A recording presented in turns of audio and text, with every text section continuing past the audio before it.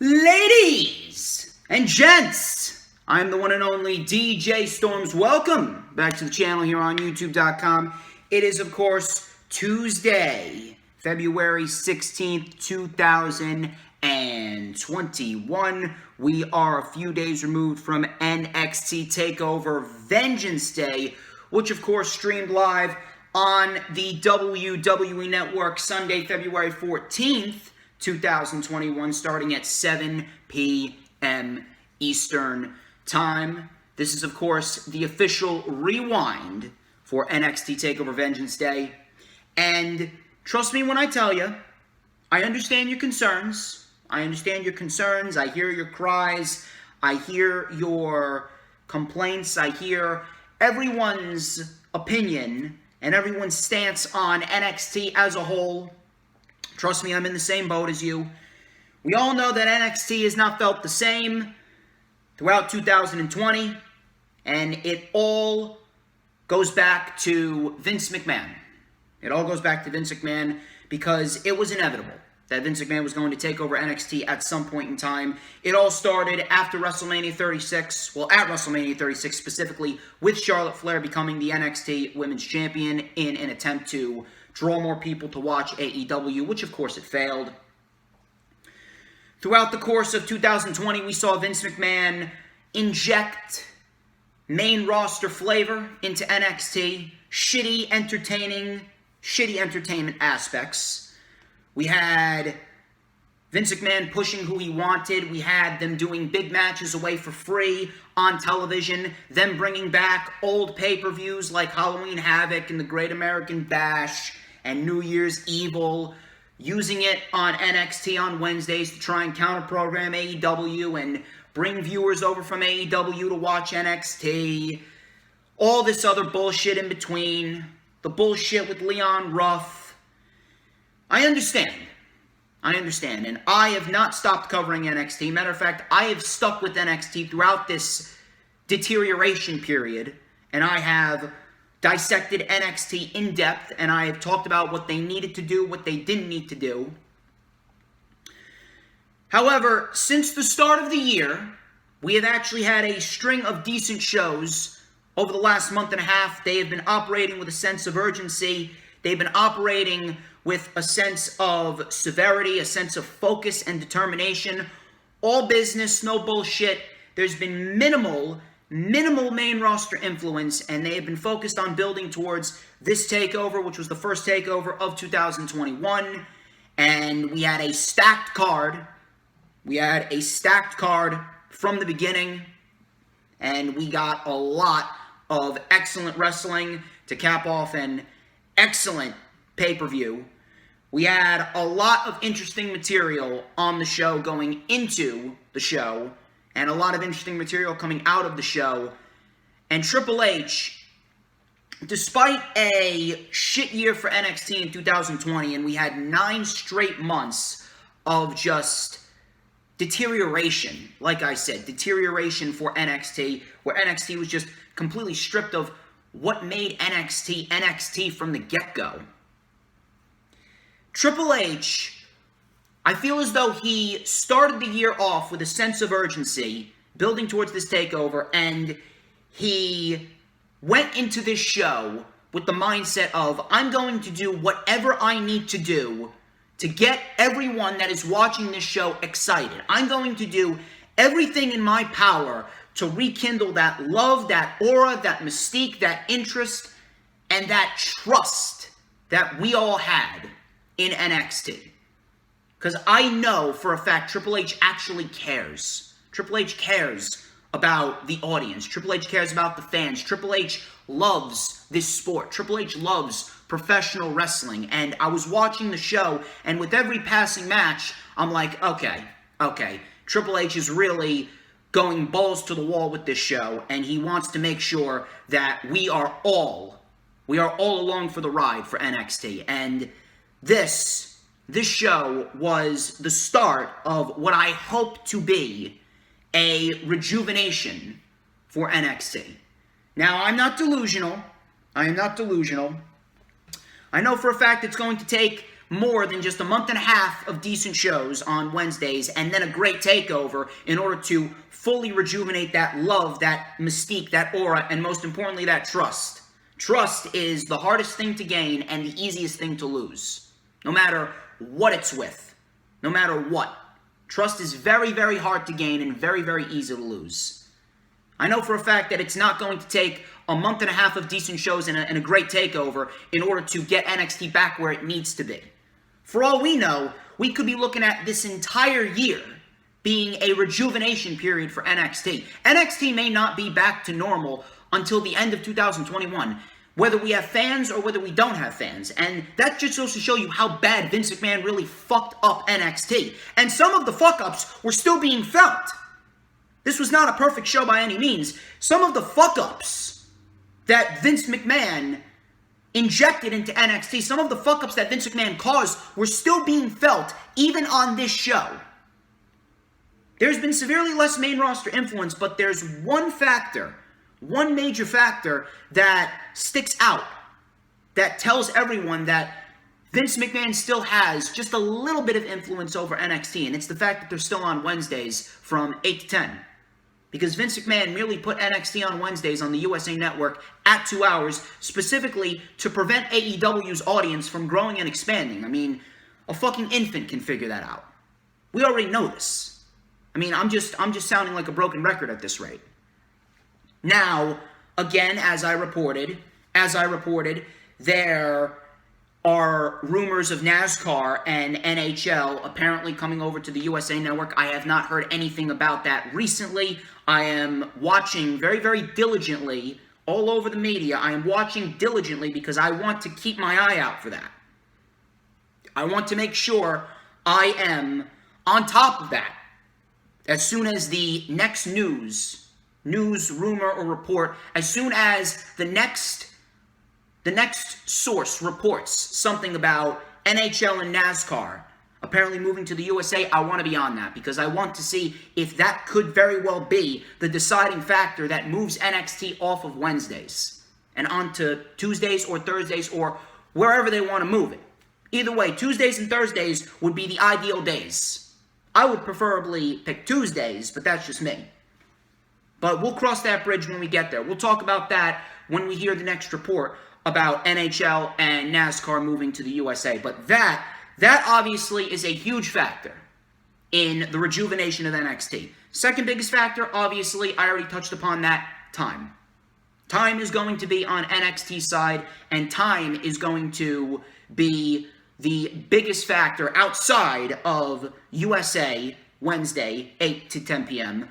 Time is going to be the biggest factor that is on NXT's side in this rejuvenation period. But TakeOver Vengeance Day itself, as a whole, for the 2.5 hours that it was an excellent wrestling show. It was an excellent wrestling show. We got some great wrestling. New stars were made. And Triple H did a lot to get people invested in what NXT is going to be doing throughout the course of the rest of the year. Some things we can predict, some things we can't predict. It is a very, very interesting scenario, to say the least, and we're going to dissect everything. We're going to dissect everything. We're going to dissect 5 great matches.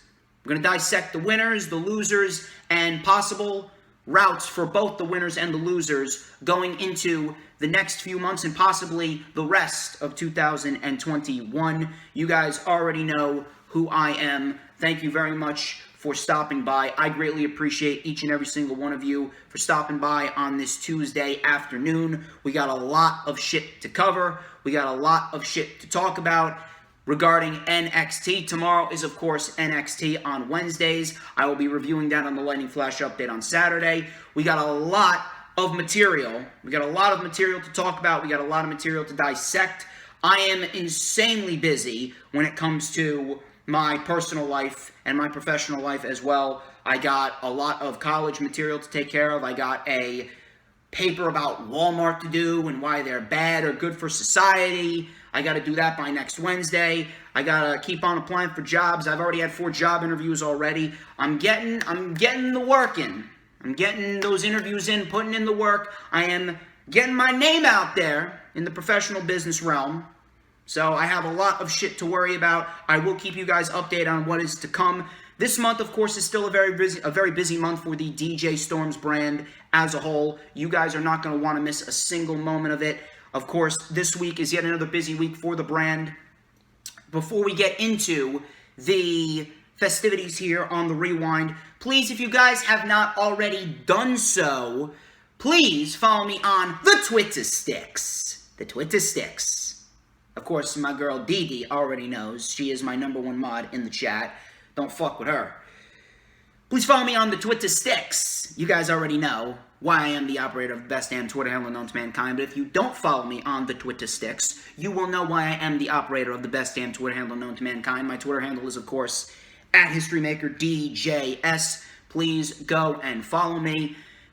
My Instagram is TheDJStorms. Please go follow me on Instagram. I don't usually post too much, but I do keep you guys updated on Instagram on when my next videos are coming out, who my next guests that I'm collaborating with, when the stream starts, what the news and rumors I'll be talking about on the Lightning Flash update are. If you don't have a Twitter, please follow me on Instagram. If you have an Instagram, @TheDJStorms. Add me on Facebook as well. For collaborations and business inquiries, please send me an email. My email is, of course, StormsTakeOver@gmail.com. Like the official DJ Storms business page, and I may just send you an invite to join the official DJ Storms Posse group on Facebook, that is. All the links are in the description, as well as the link to the Lightning Flash update from last week, where I absolutely ripped everyone who bashed Casey Catanzaro a new asshole. So if you guys like heated rants, we did have some technical difficulties in the beginning. I'm not sure why my mic was not working. I'm not sure if my software automatically turned my blue snowball mic off. But regardless, I got that taken care of. I know what happened there, and I got that fixed. I'll be sure to get that fixed again on Saturday. If that issue happens again, I'm not sure it will. I plan on it not happening again, but I will keep you guys updated on what's going on with my blue snowball mic. So far, it seems like it's working good now, so hopefully we don't have a technical difficulty like that again. I'm a bit of a perfectionist, so I don't really like when shit goes wrong like that. But regardless, thank you guys for bearing with me when we had that technical difficulty in the middle of the Lightning Flash update. But if you guys want to go and check that out, we talked about Casey and how social media blasted her for no reason. She actually deleted her Twitter handle, and to be quite honest, I don't fucking blame her. And anyone who cyberbullied her, you should be fucking ashamed of yourself. I already did enough ranting about that on Saturday. I don't really need to go in depth about that again. Regardless of that, if you guys want to go check that out, please go check that out. We are 13 minutes into the video. We're 13 minutes into the video. And I'm almost 100% sure that we need more likes. If you guys haven't already done so, I mean, I don't know what the fuck you're doing, like the video. There's like a little like button. I'm not sure if you're aware, but it's right down there. Made that up on the spot. Eminem, eat your heart out. There's a little like button right down there. And all you gotta do is scroll with your mouse. If you got a regular computer, if you got a laptop, just do a little thing with your finger right here and tap that like button. It's not that hard. We got goals here to reach on the channel. Come on. I didn't create this channel for fucking nothing. You need to help me out here and hit that like button if you haven't already done so. And of course, when you hit that like button, you got to make sure that you share out the stream on all platforms of social media, whether it be Twitter or Instagram or Facebook or Pinterest or Tumblr. I'm not sure why I'm fucking saying it like a retarded French dude. But regardless, you got to share it out on all platforms of social media because that is how we get people in here. That is how we get people in here. And that's how we get people in the chat right over there. And make sure you keep that chat alive. Make sure we get everyone in here, whether it be your mothers, your fathers, your brothers, your sisters, your aunts, your uncles, your cousins, your grandmothers, your grandfathers, your dogs, your cats, especially your guinea pigs. I know that guinea pigs have a fetish for DJ Storms. Okay? So get those guinea pigs in here. Anyway. Of course, when you share out the stream, when you keep that chat going, gotta make sure you hit that subscribe button. We gained a few subscribers back. I'm up, I'm down, I'm up, I'm down. YouTube, I don't know what the fuck you're doing. But regardless, YouTube, you suck. And the operators of YouTube suck. The owners of YouTube suck. It's really become a glorified children's app. I'm really becoming sick of it. But regardless, that's no reason to go off and rant and rave. There are much more important things to rant and rave about. Regardless, please make sure you hit that subscribe button. And of course, when you do hit the subscribe button, you gotta make sure that you hit the notifications bell with a huge coup de grace. That way you will know whenever I pop up on YouTube. Because whenever I pop up on YouTube, it is the best time to be on YouTube. It's the only time you can see this glorious sideburn chin strap combination. His beautiful mustache right here. And of course, there is no question if I have it or not. Of course I do. Just gotta touch it up. I mean, it's TakeOver Vengeance Day Rewind. Everybody wants a piece of the Stormsmeister. I mean, come on. Look at this. Look at this. This perfectly sculpted face. Sculpted by angels.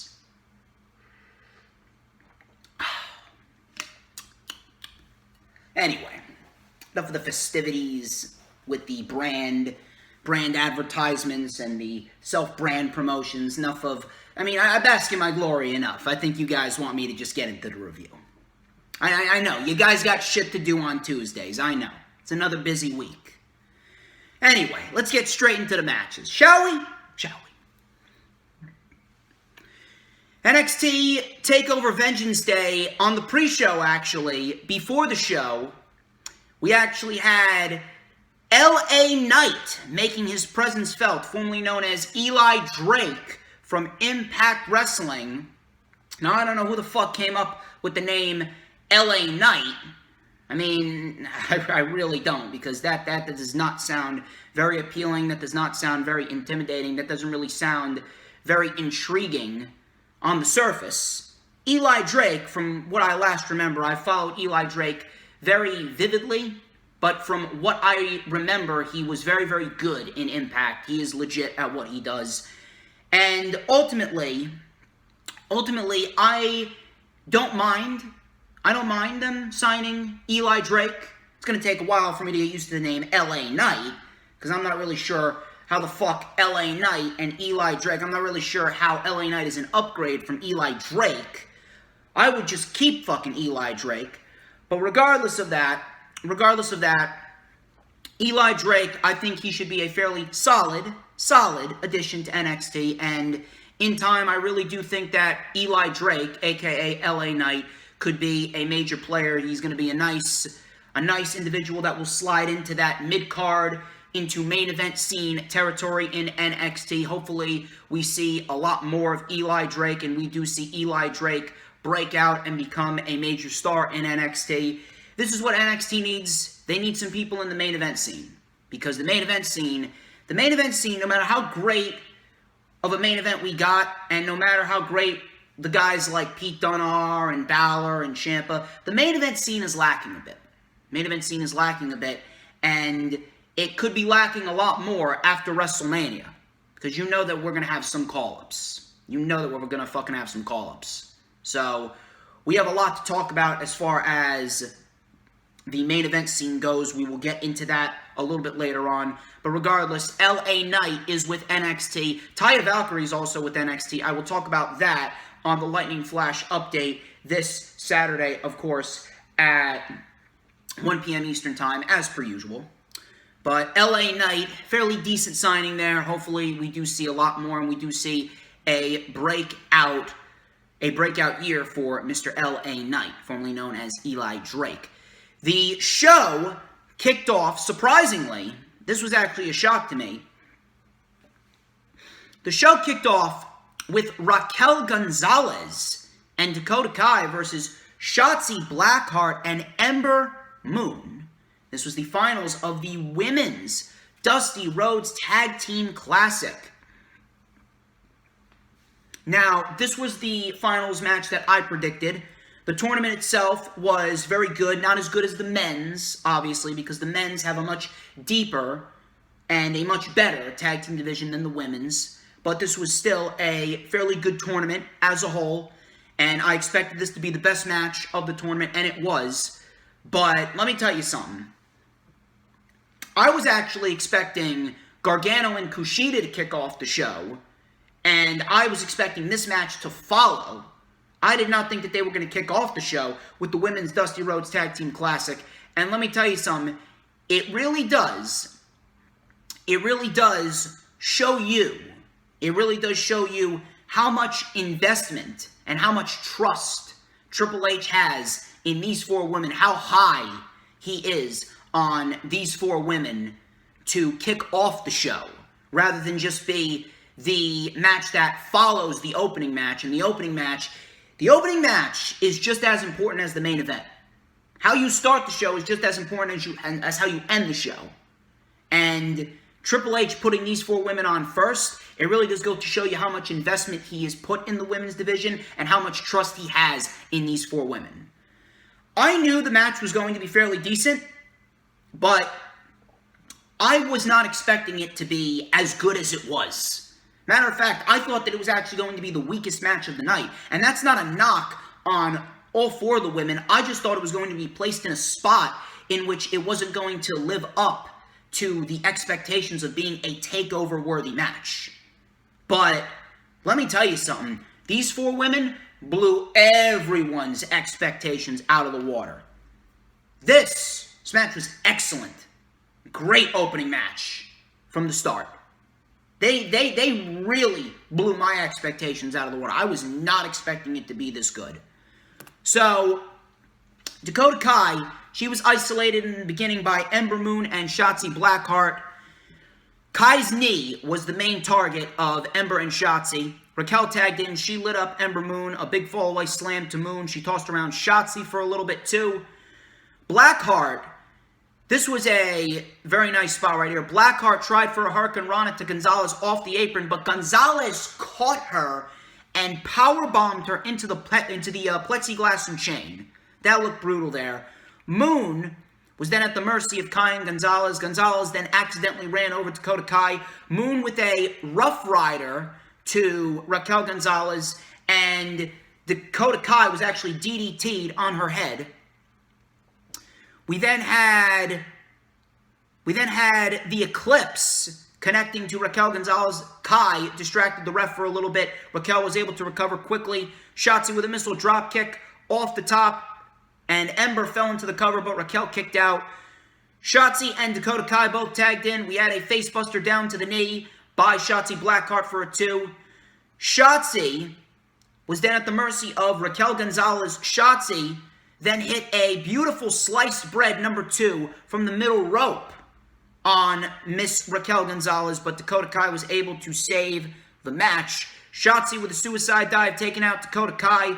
Beautiful suicide dive. Gonzalez was then taken out, and this was a brutal spot right here. This must have sucked for Dakota Kai. Ember Moon and Schatzy Blackheart with a crossbody electric chair combination, almost a modified doomsday device to Dakota Kai on the floor. Dakota Kai landed with a fucking thud. That looked brutal. Props to Dakota Kai for taking that bump.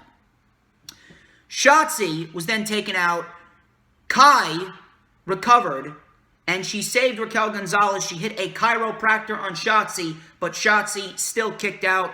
We then had the assisted go-to kick by Raquel and Kai, but Moon was able to save the match.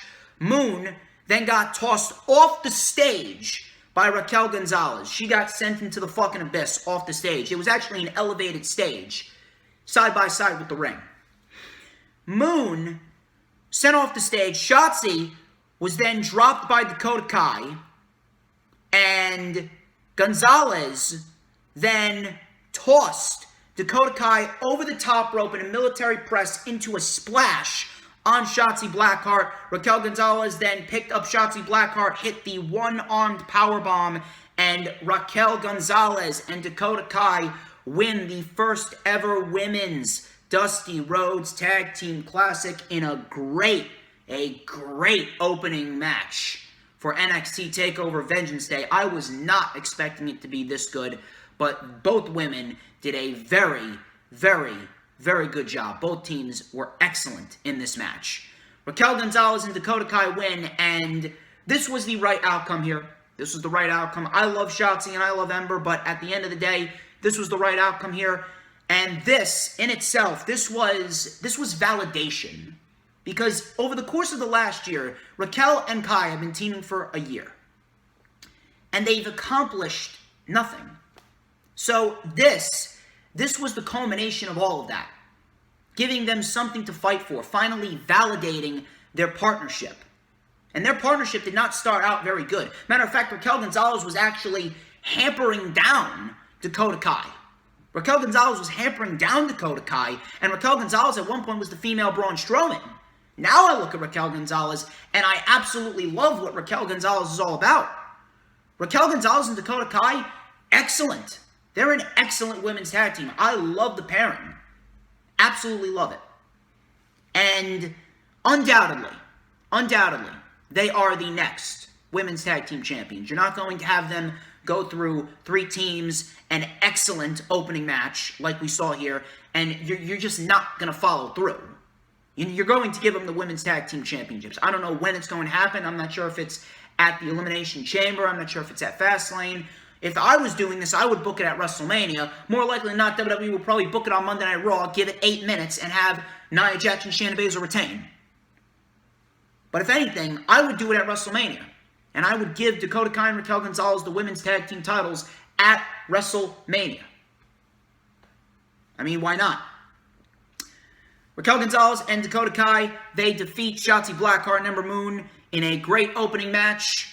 A match that blew my expectations out of the water. This was absolutely the right outcome. And Raquel Gonzalez and Dakota Kai, they will be your next Women's Tag Team Champions. From that, we go into Johnny Gargano versus Kushida. This was for the NXT North American Championship. Now, I don't really want to start off on a negative note with this match.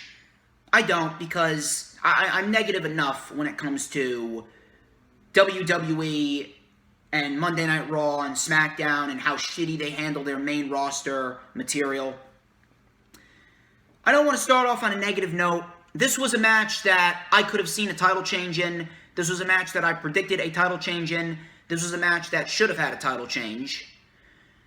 I was fearful, though. I was fearful that they were not going to do the right thing and they were not going to follow through with Kushida. And that is exactly what happened. Kushida did not walk out the NXT North American Champion. I'm not taking away from what the match was. The match itself was excellent. I mean, if you're going to shit on this match, there is absolutely something mentally wrong with you. I'm not shitting on the match at all. Match itself was excellent. I mean, it's Johnny Gargano and Kushida. How can you shit on that? But we'll go in depth about the negative after we dissect this match. Before this match even began, Dexter Lumis, he came up from behind Austin Theory when The Way was walking to the ring. He came up from behind Austin Theory with a cloth, and he dragged Austin Theory off of camera. And then during Johnny's entrance, he was telling Indy and Candice to go find Austin Theory. Like, where the fuck did he go? So, I'm watching this, and I couldn't help but laugh my ass off here. This was fucking fantastic. I mean, how can you not love Dexter Lumis? Just out of nowhere, unbeknownst to everyone, comes up from behind fucking Austin Theory with a fucking cloth, like the fucking serial killer he plays, and drags Austin Theory away. It's fucking fantastic. So, that was the LOL moment of the night right there. So, Kushida, in the beginning portions of this match, he was actually out-wrestling Johnny. Kushida was actually out-wrestling Johnny in the early portions of this match. The left arm was the main target of Kushida. Gargano took over control with a neckbreaker on the middle rope, spiking Kushida. Gargano then mocked Kushida's wrist pose, and he was pretty much toying with Kushida. We had some swift back and forth roll-ups and a double clothesline. Both men are down. I love the fluidity. Love the fluidity and the beautiful transitions of this match. something that Gargano and Kushida just do very well. Gargano and Kushida, they are fucking excellent professional wrestlers.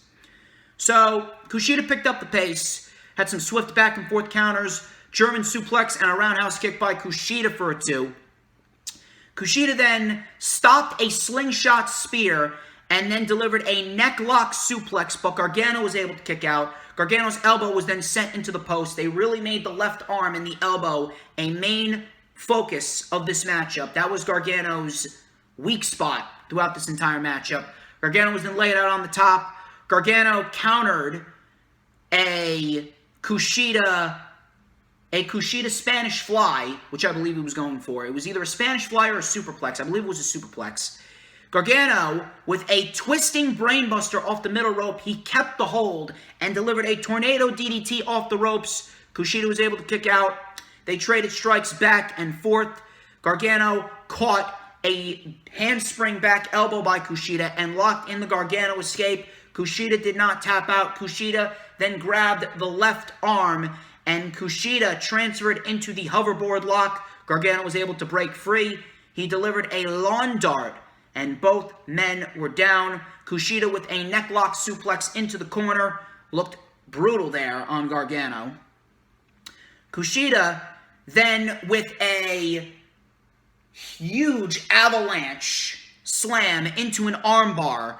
And Gargano's arm was being hyperextended, and they really played up the fact that Gargano was going to tap. Gargano was reaching for the ropes, but Kushida pulled him back and wrenched on the arm. At this moment, I legitimately thought that Kushida was going to win the title right here. They really played up the fact that Kushida could have legitimately walked out with the NXT North American Championship, which in my mind still should have happened. I was watching this and I could have sworn that Gargano was going to tap. They really, really, really made it believable there. Gargano was this close to tapping. He ended up making it to the outside. Gargano then drove Kushida into the barricade. Kushida then locked in the hoverboard lock in the ring again. But Gargano was able to snap Kushida's head on the rope. And then Gargano delivered one final beat on the ramp. And the ramp was leveled with the apron. Gargano absolutely fucking spiked Kushida's head right on the ramp. Kushida sold the hell out of it. Kushida was out on his feet. He didn't know where he was. Kushida was then rolled back into the ring. Gargano with a one final beat in the ring. And Johnny Gargano retains the NXT North American Championship in an excellent professional wrestling match. Like I said, the match was excellent. Definitely in the conversation for match of the night. Definitely in the conversation for a match of the year candidate. But I just can't help but look at this and then look at the outcome. And I just can't help but get the vibe that Kushida's 6-month undefeated streak was wasted. I would like to believe, I really would, I would like to believe that maybe there is something bigger planned for Kushida, but I just do not trust them. I don't trust them, and that has to do with what happened over the course of the last 9 months. Usually, if this was the NXT of old, I would not be complaining, and I would be just laying back and watching everything play out, because I would have trust in Triple H to do the right thing. But the fact of the matter is that they haven't gone all in with Kushida. Kushida now is just starting. He's just now starting to finally get to that position in which we all know he should be at in NXT. And on top of that, NXT is going through a rejuvenation period. So, I would like to believe that Triple H does have bigger plans in place for Kushida, and who knows, maybe I may be getting ahead of myself. But I just can't help but feel as though 6 months of Kushida going unbeaten was wasted here tonight, with Gargano retaining. And it's WWE's fault here. It's WWE's fault here for making us feel that way, specifically because of the fact that regardless of what happened throughout the year with the NXT brand, the NXT North American title picture was fucked up. Damian Priest, realistically speaking, should have never lost the North American Championship, because Gargano didn't need it. Gargano, realistically, should have never won the North American title. It should have been Damian Priest versus Kushida one-on-one at TakeOver War Games 2 months ago, back on December 6th. And Kushida should have won the North American title then. But you elected to give the North American title to Johnny Gargano at Halloween Havoc. And I was thinking to myself, okay, fine. If you wanted to have Gargano hold the title from October to now, then Gargano would have had a legitimate reign with it. Then you could have given the title to Kushida. But you did that fucking bullshit with Leon Ruff, only to give the title back to Gargano. So now you need to spend the year rejuvenating the NXT North American title picture. The entire title picture was fucked up. It was thrown into disarray because you elected to give the title to Gargano when he didn't need it, only to give it back to Leon Ruff and then give it to Gargano. Again. So, this is WWE's own doing. This was WWE's own doing with the fact that they just couldn't help themselves. They needed to do all this other bullshit. They needed to give someone the championship when they didn't need it. Then they gave a jobber a championship for shock and all value to try and generate ratings, which obviously didn't work. And now we're here. Where does Kushida go from here? What's going to happen with Kushida now? Are you going to continue to invest in him? Are you going to continue to build him up? Now, that could happen.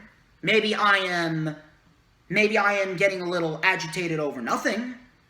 And the reason why I say that is because Finn Balor, he retained the NXT title later on in the show, which we'll talk about. There's rumors of Finn Balor defending the NXT title at WrestleMania against Karrion Kross, and we could get Demon Finn Balor making a return versus Karrion Kross.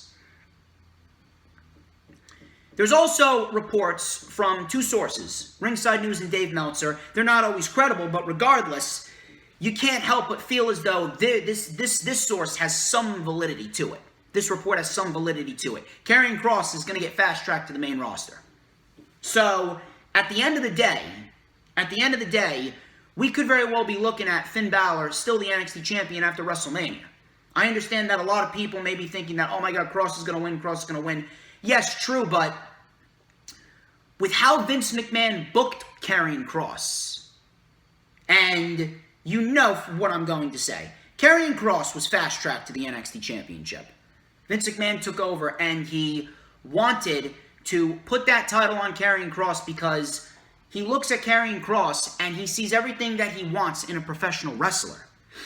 So at the end of the day, it's very, very hard for me not to believe that Karrion Kross is being fast-tracked to the main roster, especially after what happened this past summer and how Karrion Kross was fast-tracked to the NXT title within 5 months of his debut. Triple H had no choice but to put the NXT title on Keith Lee and do the match that we were supposed to get this year, WrestleMania weekend for TakeOver 8 months early. So at the end of the day, it's very, very hard for me not to believe that Karrion Kross is not going to be on the main roster after WrestleMania. So, Karrion Kross and Finn Balor, they're going to fight at WrestleMania. Balor's going to retain. Who else is Balor going to face after WrestleMania? Realistically speaking, there's only 2 guys that are on Finn Balor's level right now that would be looked at as credible. And that's Johnny Gargano and Tommaso Ciampa. But Johnny Gargano, he's the NXT North American Champion still. Tommaso Ciampa, you could do that and you could give Tommaso Ciampa Goldie back, but Tommaso Ciampa's already a made man. The main event picture on NXT is really lacking. It's really lacking, and it's lacking because of the fact that when Vince McMahon took over, Triple H was forced to comply with what Vince McMahon wanted, and Vince McMahon prevented Triple H from doing the one thing that Triple H does best with NXT: create new stars. There was no one in 2020, there was legitimately no one that was elevated from that lower card, mid-card level up to the main event level. There was no one who was a new star in NXT that was elevated to that level. Maybe Kyle O'Reilly, but you're going to do Kyle O'Reilly and Finn Balor again? That I wouldn't be opposed to, but how many chances is Kyle O'Reilly going to get before he becomes the NXT champion? Now, after what happened to close out the show, we could possibly be looking at something similar to that. It's an interesting scenario. I don't know what's going to happen. Matter of fact, I'm very, very intrigued in what's going to happen. But who does Finn Balor face after he inevitably beats Karrion Kross? And Karrion Kross is going to go up to the main roster. I'd be surprised if Karrion Kross is not the WWE Champion by SummerSlam. I can see Kross and Drew McIntyre at SummerSlam. Do they build up Kushida? Do they go in with Kushida? Maybe we see Kushida and Balor at the TakeOver after WrestleMania. Maybe we see that. Because realistically speaking, Kushida's momentum, it warranted an NXT title match. Never mind a North American title match, but they literally had nobody to put against Gargano that they deemed expendable, and they deemed Kushida expendable. There was no one that they could have put up against Gargano that would have been able to extend Gargano's championship title reign and take over Vengeance Day. So, they booked themselves into a corner with this match. Gargano, yes, he deserved a longer reign, but Kushida's 6-month undefeated streak, that was on the line. And this was probably the best opportunity to strike with Kushida. Unless you're going to have Kushida win a few more matches after Vengeance Day, and he's going to move up to the NXT title picture, and Kushida is the one that Finn Balor transfers his credibility to, and Kushida becomes the NXT champion. If that's the case, I would not mind that, but I don't trust them that they're going to do that. I don't trust them that they're going to do that. If they didn't follow up with what they should have followed up with here with Kushida, and they did not give Kushida the North American title when, realistically, he was the right guy to win the title, I don't really know what to tell you. I don't know where Kushida goes from here. And I feel as though Kushida's momentum and his 6-month undefeated streak was wasted. And that's not right. Excellent match. Don't get me wrong. I'm not shitting on the match. I'm not taking anything away from what those two guys did. I just don't know where Kushida goes from here. I hope that Triple H proves me wrong and he does have a plan for Kushida. I hope that Kushida does become a champion this year, whether it be the NXT North American title or the NXT Championship. I actually do hope that he's the one to beat Balor. I really do hope, but I just don't trust him. He's certainly not going to be floating around the North American title picture anymore. He lost clean. Yes, it was his first loss in 6 months, but he lost clean. There was no bullshit. Gargano won clean. So at the end of the day, I just can't help but feel as though his momentum was wasted. Johnny Gargano retains the North American Championship in an excellent match. I take nothing away from what those two guys did. Excellent match. Wrong winner. We moved on to the men's Dusty Rhodes Tag Team Classic Finals. It was MSK versus the Grizzled Young Veterans. Zach Gibson and James Drake versus Wesley and Nash Carter.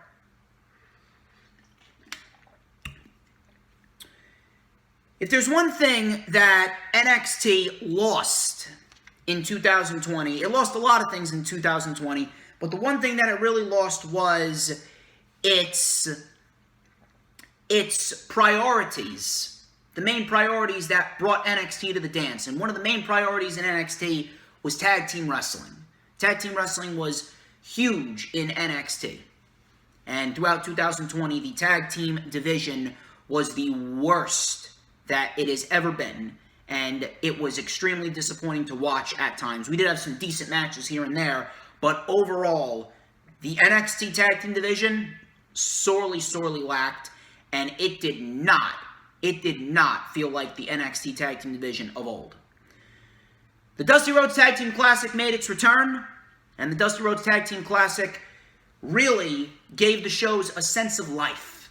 It gave the shows a sense of purpose. The shows, over the course of the last month and a half, despite the build between Gargano and Kushida and Eo Sharai and Toni Storm and Mercedes Martinez, the shows were built around the Dusty Rhodes Tag Team Classic. Both for the men and for the women. And I really don't fucking understand why.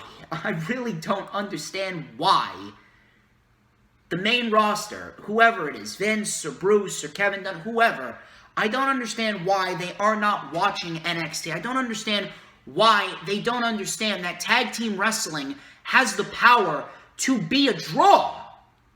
Look at what AEW is doing, and look at what NXT did here. Tag team wrestling is one of the most fun forms of professional wrestling. Tag team wrestling fucking draws. Tag team wrestling should be a fucking priority.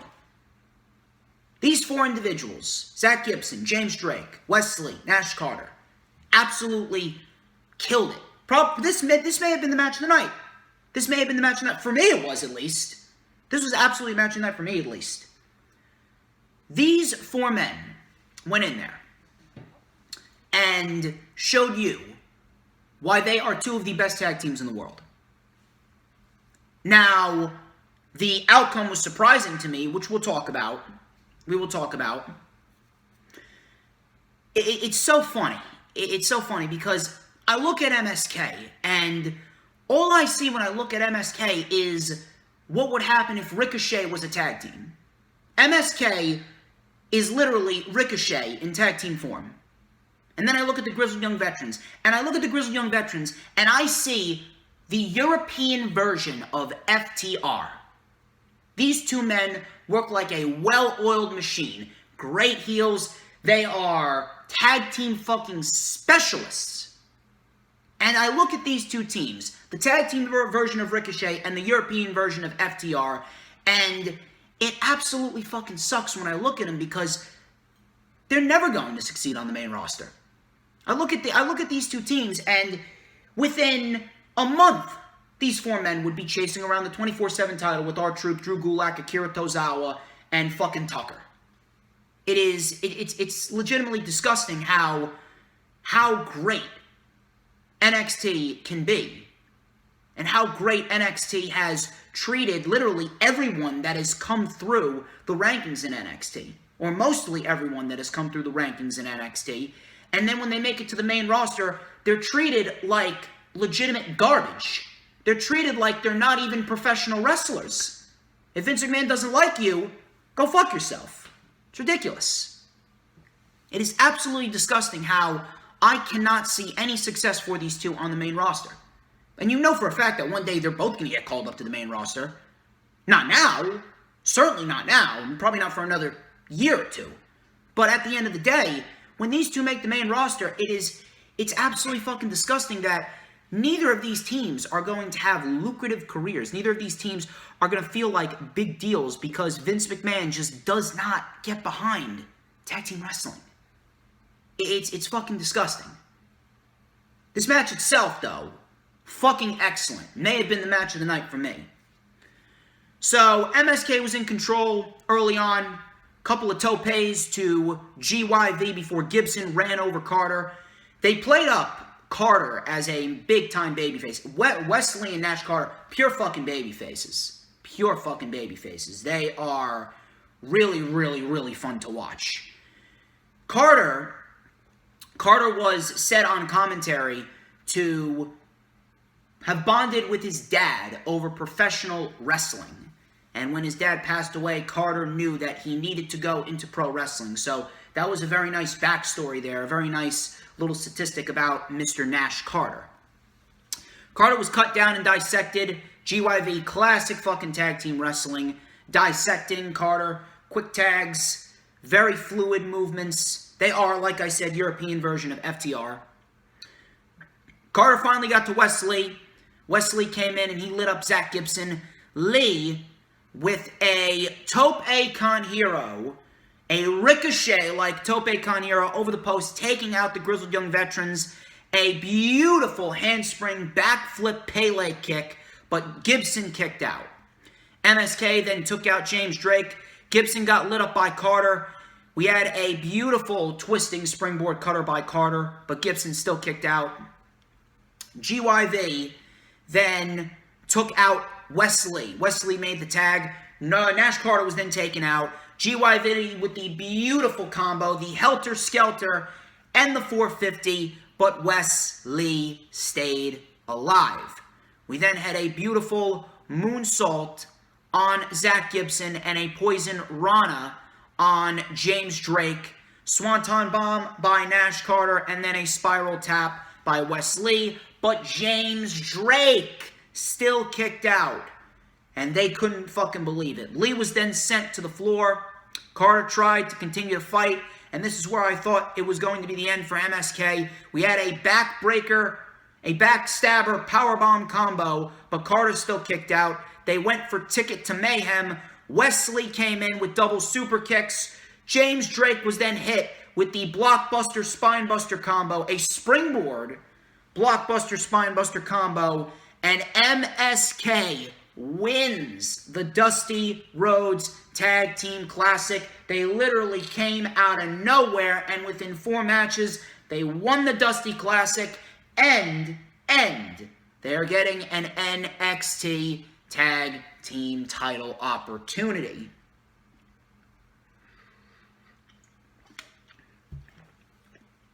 Now, normally, I would be a little bit agitated. I picked the Grizzled Young Veterans to win this, but I can't complain. I can't really complain out after a match like that. I just can't.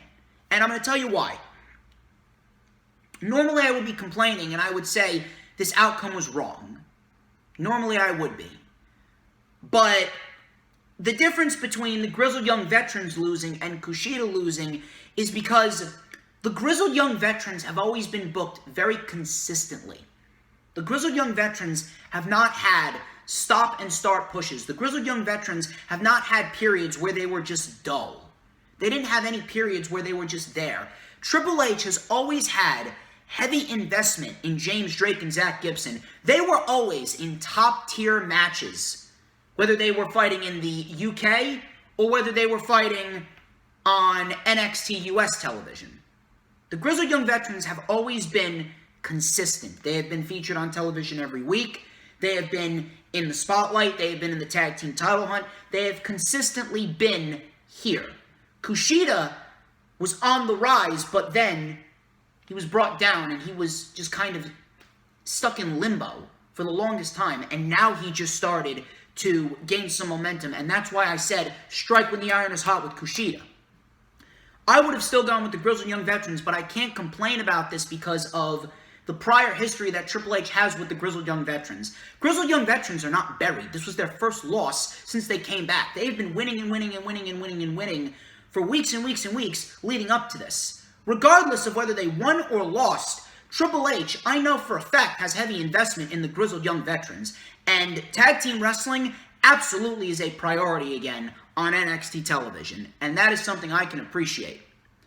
Now, another thing why I can't complain about this is because of the simple fact that while I would have gone with the Grizzled Young Veterans, you have to think about this in a sense of they're kind of already established.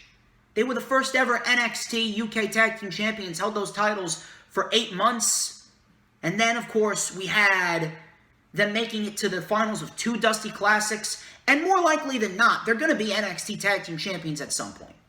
Grizzled Young Veterans will absolutely be NXT Tag Team Champions at some point this year. But MSK, Triple H took MSK from Impact. They were taken from nothing, and they were placed in this tournament, and within 4 matches, they won this tournament, this underdog story of MSK.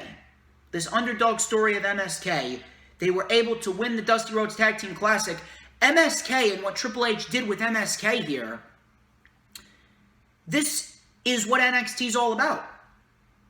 Triple H going back to the roots of what he does with NXT, creating new stars. Triple H took MSK and he made MSK into superstars. And MSK, they will and they should be your next NXT Tag Team Champions. They should absolutely be Oney Lorcan and Danny Burch.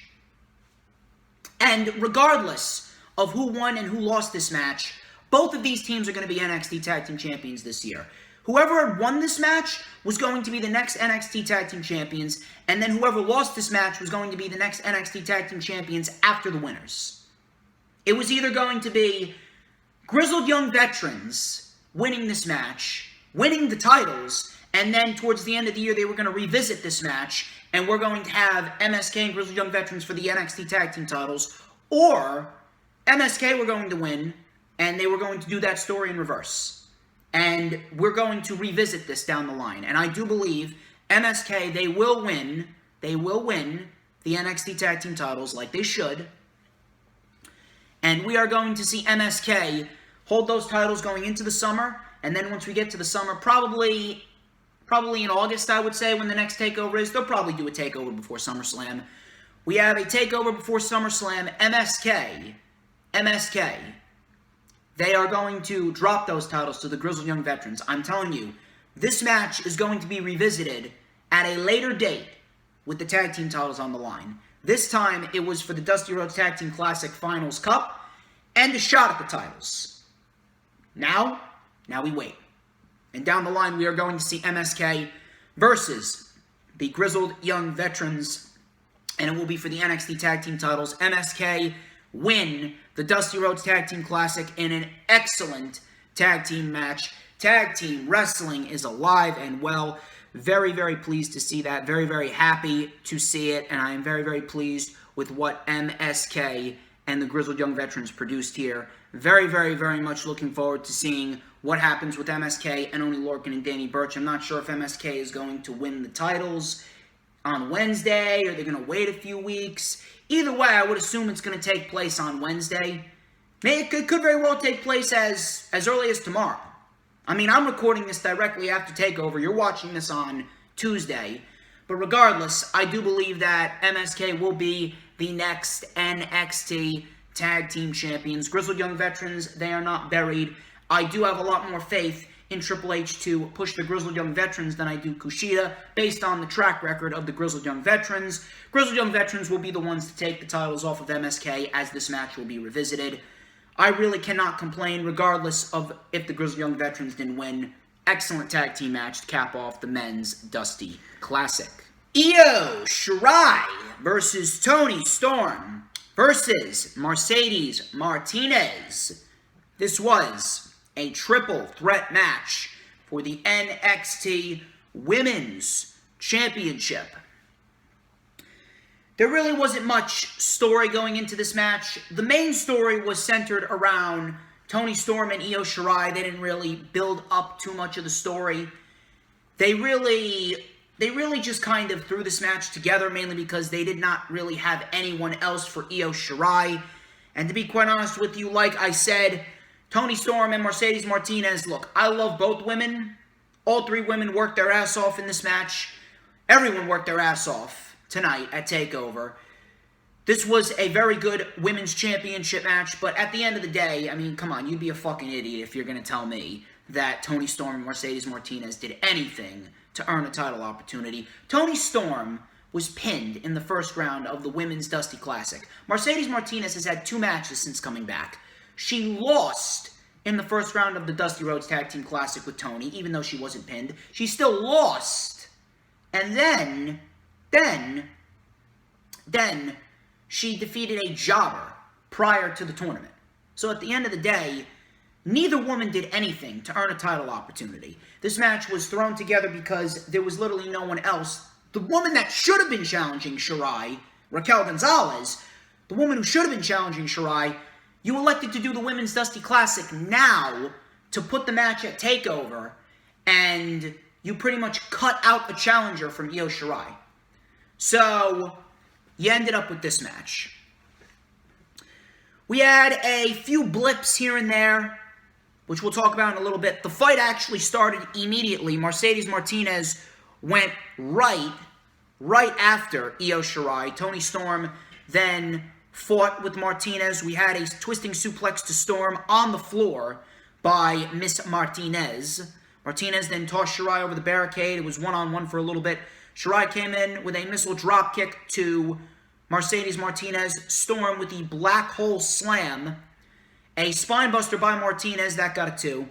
We had a 619 by Miss Shirai and a missile dropkick to Martinez. Shirai then got tossed to the floor. We had a German suplex off the top to Storm by Martinez. Shirai with a Tree of Woe double stomp to Mercedes Martinez. The brawl then spilled to the floor. Storm was trying to tear apart the table, and the table just collapsed. So I'm not sure what was going on over there. That did not look good at all. Table went into fucking business for itself. Not really sure what they were planning there, but they did recover quite nicely, and the women continued on doing their thing. they really need to sort out some shit. Because the tables, let me tell you something, the tables really tend to go into business for themselves lately. I'm not sure what's going on with the fucking tables over there, but it is very, very, very, very agitating to see a spot like that really fuck up. Now, I'm not sure what they need to do. I'm not sure how they're going to modify that, but needless to say, someone is not getting a bonus. Not to be insensitive there with the fucking bonuses being canceled from fucking Bruce Pritchard and how much of an asshole he is. Someone's not getting paid. Someone may get fired. That did not look good. But the women recovered from it quite nicely. Shirai dove off the steel pillar onto both women. Martinez and Storm, they went at it for a little bit. Martinez with some knees to the chest of Toni Storm, and then she hit a fisherman brainbuster, but Storm was able to kick out.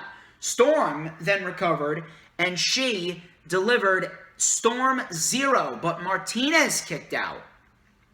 Storm then went up to the top rope. She hit a flying headbutt. The ref actually delayed. I'm not sure what was going on there with a ref delay, but the ref delayed the count just a little bit. I'm not sure if that was a botch or not. It looked like a botch to me. Shirai with a moonsault. Off the top to Toni Storm. And Eo Sharai then pinned Martinez to retain the NXT Women's Championship. The match ended a little bit abruptly. Minus the ref delay, minus the minor ref delay and the botched table spot. This was still a very good NXT Women's Championship match, although I may consider this match the weakest of the night. That's not a knock on any women, because all three women absolutely busted their ass. All three women did a very good job. I love all three women. All three women are great. All three women are legit. All three women are intense. All three women did a very good job, and we ended up getting a very good NXT Women's Championship match, but there were a lot of factors that kind of hampered it down just a little bit. Regardless, still a very good match, and I was correct. Eo Sharai pinned Mercedes Martinez to retain the title. And again, I don't want to put any bad thoughts out there. I don't want to scare anyone. But when I was watching this, and when Shirai pinned Martinez, based on what's been going on with Toni Storm and how she was playing up the fact that Eo Shirai never beat her, and here she didn't technically beat her, she beat Martinez, I sense that this match and this show, this was the beginning of the end for Eo Shirai's reign in NXT. In general. Not as the champion, just in general overall. Once she loses that title, what else does she have? What else can she do? She really can't do anything. She's accomplished literally everything there is to accomplish in NXT. I don't really want to scare anyone, but I truthfully got the vibe that this was the beginning of the end for Eo Shirai in NXT. And we could very well be seeing Eo Shirai and Toni Storm for the NXT Women's Championship. Shirai pinned Martinez. This cancels out Martinez. Storm still has a case of why she should be challenging Shirai because she wasn't pinned. Storm could play up the fact that Eo still has never beaten her. And then we get Toni Storm versus Eo Shirai one-on-one for the NXT Women's Championship. When? I don't know. That could be any time between now and WrestleMania. I don't see Eo Shirai holding that title past WrestleMania. And if anything, I would put the match at WrestleMania. And I would do Toni Storm and Eo Shirai at WrestleMania for the NXT Women's Championship. Why the fuck not? Why the fuck not? I mean, you're already going to do the NXT Championship match between Balor and Cross. Do an NXT Women's Championship match. Give Toni Storm a big win at WrestleMania. Simple. It's not that hard. Simple. Toni Storm, I have a deep feeling in my gut that Toni Storm is going to be the new NXT Women's Champion within the next few months. Probably as soon as WrestleMania. Where does Io Shirai go? I can see her going up to the main roster. If I was them, I would put her on SmackDown, because Eo Sharai, you have a very nice opportunity to tell a great story with Eo Sharai, possibly having her win the Women's Royal Rumble and then having her challenge Bianca for the SmackDown Women's title at WrestleMania 38. But knowing WWE, they'll probably fucking put her on Monday Night Raw and do Kabuki Warriors 2.0 with her and Asuka. Fucking ridiculous. Eo Shirai retains the NXT Women's title. Pete Dunne versus Finn Balor. This was for the NXT Championship. This was the main event of NXT TakeOver Vengeance Day. This was a match that I was actually very much looking forward to. This was a match that I was very much looking forward to seeing. This was a match that I was actually very intrigued in, because I actually wanted to see what Finn Balor and Pete Dunne could do. This was the first time ever that they faced off in wrestling, period, I believe. If I'm not mistaken, I believe this was the first ever time that Pete Dunne and Finn Balor have ever faced off one-on-one. So the story was pretty much Pete Dunne wanting to take out Finn Balor and wanting to erase Finn Balor as the poster boy for European wrestling, since everyone looked at Balor as the poster boy for European wrestling, and Pete Dunne wanted to crumble the Prince's kingdom. Was the match predictable? Yes. Was the match predictable? Yes, but that did not take away from how good of a match it was, and this was an excellent main event between Pete Dunne and Finn Balor. Finn Balor, like Edge said, Finn Balor is operating on an entirely different level here. So, the match started off very technical. They were feeling each other out. Dunne's target was the shoulder of Finn Balor. Dunne was wrenching away on the, was it the right shoulder, I believe it was. I believe it was the right shoulder. I don't think it was the left shoulder. The left shoulder was the surgically repaired shoulder, but he was wrenching on the right shoulder. He was really wrenching back pretty hard. It looked fucking brutal. So Balor tried to fight back.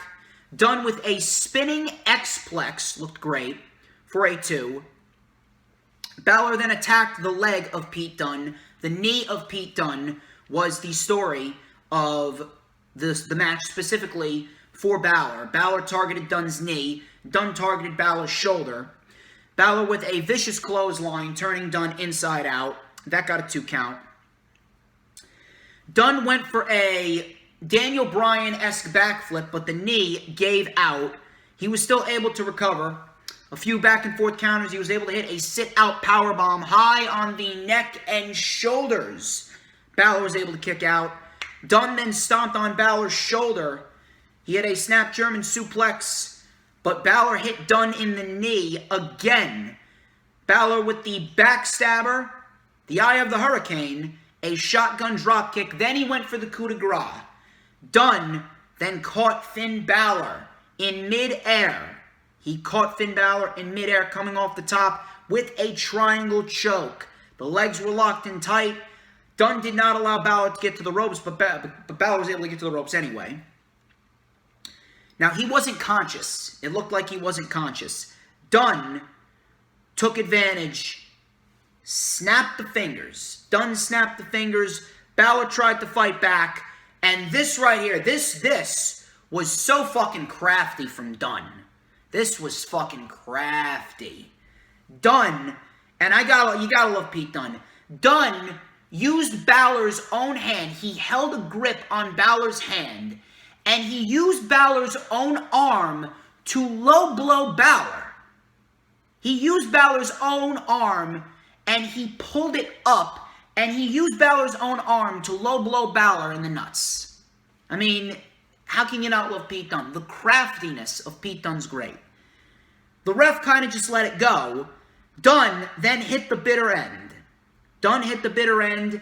1, 2, Balor kicked out. I actually thought that Pete Dunne may have won the NXT title. I'm not lying. I thought that Pete Dunne may have won the NXT title. That was a very close near fall. They made the near falls very, very believable. Dunne went for the power bomb. Balor with a DDT spiking Pete Dunne on the top of his head. Fucking ridiculous. Enziguri by Dunne. Pele kick from Balor. Roundhouse kick by Dunne. Balor reversed the bitter end, hit the reverse 1916 for a 2 count. Then we got Balor taking the mouth guard out of Pete Dunne's mouth, and Balor with a basement dropkick to the exposed mouth of Pete Dunne. Balor then with the coup de grace and the 1916, and Balor retains in an excellent match to cap off an excellent night of professional wrestling and a show in which I hope starts a rejuvenation period for the NXT brand.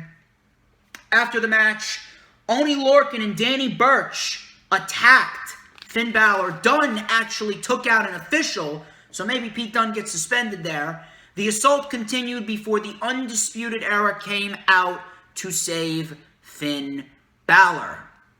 Kyle O'Reilly then extended a hand for Balor. And Kyle O'Reilly pulled Finn Balor up, a sign of respect. Balor accepted, and the Undisputed Era, they threw up their UE sign. Balor was standing there with the NXT title, and it looked like Balor was going to do his gun pose, and that was going to be it. All of a sudden, out of nowhere, Adam Cole super kicks Finn Balor. Adam Cole super kicks Finn Balor. Kyle O'Reilly and Roderick Strong, they were actually trying to talk with Adam Cole. They didn't know what was going on. Adam Cole went into business for himself. Then out of nowhere, he super kicks O'Reilly. Adam Cole super kicks Kyle O'Reilly. And he just left. He was looking at O'Reilly, and he just left. He didn't even bat an eye at Strong. Strong, he was looking at O'Reilly, and he was looking at Cole. He's like, he didn't know what the fuck was going on. Strong didn't know what to make of this. Strong legitimately didn't know what to make of this. And the show went off the air with Roderick Strong watching Kyle O'Reilly and Finn Balor lay there as Adam Cole walked away. And that was it. I don't think anybody saw that one coming. This was a shock even to me. And once again, Triple H, balls to the wall, doing everything in his power to make you want to go out of your way to watch NXT, because now we got a cliffhanger. Why did Adam Cole do what he did? Why did Adam Cole super kick Finn Balor and O'Reilly? Why did he turn his back on the Undisputed Era? Where does Roderick Strong stand in this? What's going to happen with Kyle O'Reilly? Is Adam Cole leaving the Undisputed Era? Is Adam Cole leaving NXT? Could we possibly see Adam Cole go into business for himself and Adam Cole's going to leave NXT? Is Adam Cole going up to the main roster? Is Adam Cole going to go up to the main roster as a singles heel?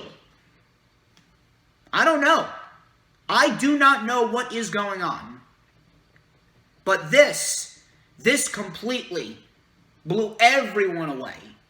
Everyone on social media. I was looking up and down my Twitter timeline. Adam Cole turned on the Undisputed Era. I don't know what's going on. I don't know where this is leading to. I'm not sure if Adam Cole's going up. I'm not sure if he's staying. Is Kyle O'Reilly now going to become a top-tier babyface? Are they building towards Adam Cole versus Kyle O'Reilly one-on-one? Is Kyle O'Reilly going to get built up to get another shot at Balor now? Is Adam Cole going to get a shot at Balor? Is Adam Cole orchestrating something deeper? Where does Roderick Strong stand? Does he stand with O'Reilly or does he stand with Cole? What's going to happen when Bobby Fish comes back? It's a very, very interesting scenario, but they just made NXT a lot more intriguing. And I'm actually very, very, very intrigued to see what's going down between Adam Cole and the Undisputed Era. Now, as far as Finn Balor goes, like I stated, Finn Balor, he's great. We're going to get Balor and Cross. I don't see Cross winning. Originally, I did. Originally, I said that Karrion Kross was going to beat Balor. But now, with the fact that there's an NXT title match taking place at Mania, and Karrion Kross is being fast-tracked to the main roster according to 2 sources. I'm telling you right now, Finn Balor is not losing that title. I would actually be shocked if Karrion Kross takes the title back. Because Vince McMahon, he's got heavy investment in Karrion Kross. He wants Karrion Kross on the main roster now. He wants Karrion Kross on the main roster now. I would be shocked if Karrion Kross wins the NXT title at WrestleMania. I would be shocked if Karrion Kross is not on the main roster after WrestleMania and he's not positioned for a match with Drew McIntyre for the WWE Championship at SummerSlam. I'd legitimately be shocked. Vince McMahon, he loves him some Karrion Kross. They want him on the main roster. I would be legit shocked if Karrion Kross becomes a 2-time NXT champion. That's where Balor is headed. I don't know where Pete Dunne is headed. Maybe Pete Dunne is still floating around the NXT title picture. Maybe he's in the North American title picture. I don't know. I really don't know. But the Undisputed Era, once again, the Undisputed Era is in a prominent role. And now there's turmoil among the era. I don't know what's going on. I don't know if Adam Cole's leaving. I'm not sure if Adam Cole's going up to the main roster. I'm not sure if Kyle O'Reilly's going to be the top-tier main event babyface in the Undisputed Era. I don't know if Strong stands with O'Reilly or Cole. I don't know where Bobby Fish fits into this. But this type of unpredictability, this is the type of unpredictability that we need in NXT. This is a good unpredictability. This is a cliffhanger. They're driving us to watch NXT, and now we are going to watch NXT tomorrow to see what's going down with the era. That's what I like to see. And now, you can sit back and enjoy the ride. And I'm going to enjoy the ride myself. Triple H, like I said, did everything in his power to make you go out of your way to watch NXT. He's like, yes, I know we had a shitty year. I know 2020 sucked. I know Vince McMahon fucked up the brand, but just trust in me. We had a nice, decent build towards a takeover. I gave you an excellent takeover, and I gave you a cliffhanger. I am going to make sure that this year is a bounce-back year for NXT. And I would like to put my faith and trust in Triple H. Overall, NXT TakeOver Vengeance Day, excellent pay-per-view. Very, very few things to complain about. A few blips here and there. Wasn't perfect. I already explained my gripes. We're going to see where NXT goes into the future. Some things we can predict, some things we can't predict.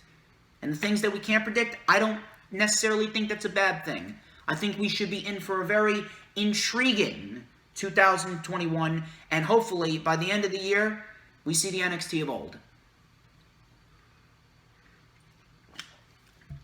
That wraps up this edition of The Rewind. I would like to thank each and every single one of you who tuned into this video. Please, like, comment, and subscribe. Check out all the links in the description.